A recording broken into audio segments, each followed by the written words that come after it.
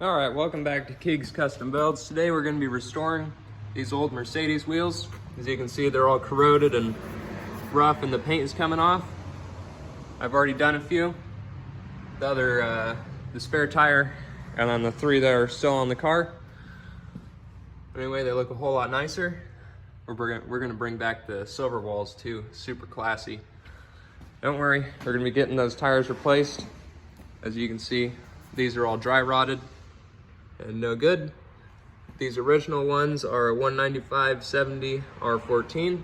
We're going to be going with some 205/75 R14s as replacements. They should have looked a little bit better. This does look a little bit small. It's going to be only 1.5 inch bigger on each end, like that. They're 25.5s. Anyway, we're going to get into it. This is a pretty simple process. First, you have to knock out that center cap. Just use the back of a hammer. Lost the hammer for a second. You just knock it out with the hammer like that. Make sure you're holding it on the other side so it doesn't fall and crack or do anything weird like that. And just like that, it's out. It only took a few light taps. And now what we're gonna do is we're gonna pressure wash the inside of this out right here, because the paint has to stick to these inner edges right here or else it won't look right from the outside. So you can see I cleaned them up and they look a lot better when they're painted, so the paint won't flake off or anything like that. So anyway, we're gonna pressure wash this out. A whole lot of it does come out. So let's go do that. Now that I got it all pressure washed and cleaned up, you can see on the back here a whole lot of it came out, and a whole lot of mess came out of those spoke pieces there. Plus, when you take all this dirt out of here, it adds horsepower because it adds lightness. Anyway, I'm going to be using this drill here with a soft wire brush on the end of it, and I run it around the inner edge right here. That cleans up all the paint that's trying to come off and that stuff. And then I also go inside of these holes right here to clean up the rest of those little crusty bits. And then I just use some steel wool to finish off all the little bits and stuff in here. Makes it a whole lot easier just to use this after using that brush. All right, now I've gone around it with that wire brush, got all the edges here, and then also got down in these holes, cleaned them all up. And then now is the steel wool part. You just go back and forth like that until basically all the little sharp edges and stuff are taken off. I've already done this section. It looks dirty, but it's nice and smooth. That's how you want it, or else your paint is going to be all wrinkly and weird. So now I'm going to do the rest of it and then start cleaning up this intersection. Now I finished using the Scotch-Brite on it. Everything on it's smooth. This one had a whole lot of tar on it, so I got all that scraped off. Now everything's smooth. You can see that's where a little bit was. Now that's smooth. Anyway, it's looking good. This is just the paint that I'm using. Spruce lacquer, dull aluminum. This seems to work on those ones and looks pretty good. This definitely isn't going to be as good as powder coating or a professional paint job because it's rattle can, but we're doing the best we can, getting it all smooth. Now I'm going to wipe it off again and start painting it on the cardboard over there, of course, not on the concrete. I'm not a caveman. Now I'm going to see if I can do this spray painting with one hand.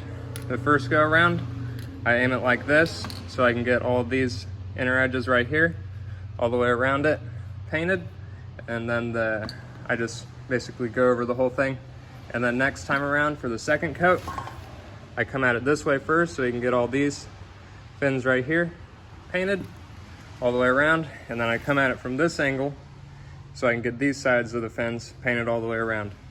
Just got to make sure that you do it in a couple light coats so it doesn't run. So far I haven't had any runs, so let's hope we can do this last one.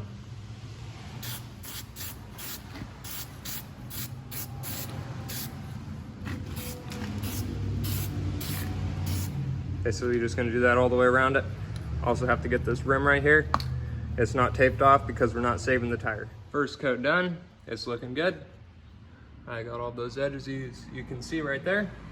Just make sure you come at it from every single angle that you can without making a run, because that makes it look really nice and sets down a good first coat. And while that first coat is drying on the wheel over there, we're gonna work on these center caps here. You can see this is one I already did. It looks pretty good. You can still see where some of the plastic got chipped off, but it's 45 years old, so can't really complain. Anyway, I just take the wire wheel, or the wire mesh stuff right here, and go over it real lightly just to scuff the paint up and smooth out these plastic edges a little bit, because you can see this got some pretty serious pop marks in it. Anyway, gonna go over it real light, smooth that stuff out, and then show you how to paint it up. You can see I scored it up a little bit with that wire wool stuff, and now we're gonna take it over and get it painted. Last night I got the second coat of paint on it. One of the spots right here was a little bit rough, so I resanded that with the Scotch-Brite and I repainted it. It turned out good, as you can see. And over here, that's the center cap. It was the worst one, so you can still see the scars in it, but it does look a lot better. Anyway, I'm gonna take it to town to get inspected so we can get plates for it, make it road legal, and change out those tires. Now I'm gonna have to drive through town like a 30 IQ troglodyte with these silver walls. Super classy. But anyway, it'll just be once. All right guys, I just went and got the new tires. They're looking much better in the fender well. They are, let's see, 205 75 14s. Bigger than the stock ones. Fit in there real good. The wheels look good. I just need to clean up some fingerprints and stuff while we're at the tire shop. They got them a little bit dirty, whatever. This is the paint I used right here. I only used one can. You can hear there's a hair left. Dull aluminum spruce. It seems to have worked well. I'm gonna have to do a little bit of touch-up paint where I couldn't get the old weights off of it. So I'm gonna have to Scotch-Brite it so that the paint lays down and doesn't look weird or anything on there. Anyway, it's looking good. I also got it registered, so now it's gonna be street legal. Doesn't have the plates on it right now, but we're gonna be getting those on in a little bit. Looking a whole lot better. Gotta watch out for that peasant's vehicle back there. Anyway, if you enjoyed this video, like and subscribe to Keeg's Custom Builds. Keeg out.